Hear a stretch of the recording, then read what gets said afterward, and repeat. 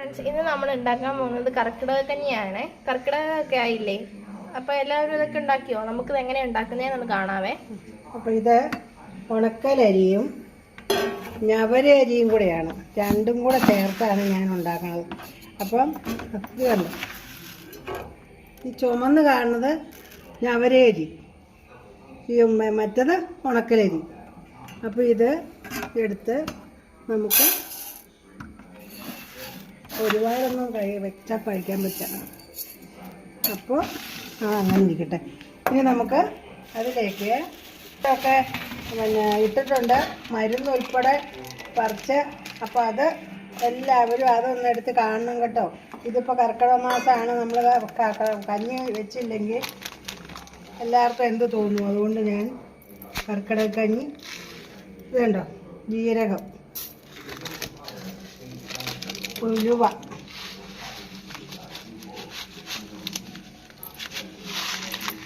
ഉണ്ടോ, ഉലുവ, പിന്നെ ഇത് ആശാളി എന്ന് പറയും.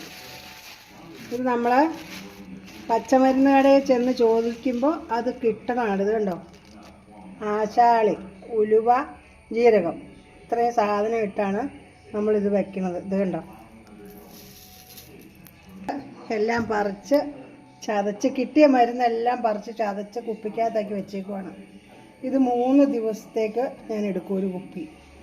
അപ്പം ഇതിനകത്ത് ആനച്ചൂടൻ, കുറുന്തോട്ടി, പിന്നെ കിഴാനെല്ലി, അങ്ങനെ ഒരുപാട് കുറേ മരുന്നുകളുണ്ട്. അതെല്ലാം പറിച്ച് ഞാൻ ചതച്ച് അതിൻ്റെ നീരെടുത്ത് വെച്ചേക്കണതാണ്. 10-15 കൂട്ടം മരുന്നുണ്ടിത്. മരുന്നുകളെല്ലാം ഞാൻ കഴിഞ്ഞ വർഷത്തെ വീഡിയോയിൽ ഇട്ടിട്ടുണ്ട്. അതെല്ലാം അവരും എടുത്ത് കാണണം കേട്ടോ. അപ്പോൾ ഇതൊന്നും ഞാൻ വെറുതെ നിങ്ങളെ ഒന്ന് കാണിച്ചു ഇത് കേട്ടോ. കണ്ടോ, ഇനി നമുക്ക് അതിലേക്ക് മരുന്ന് ഒഴിച്ചു കൊടുക്കാം. ഇത് കണ്ടോ,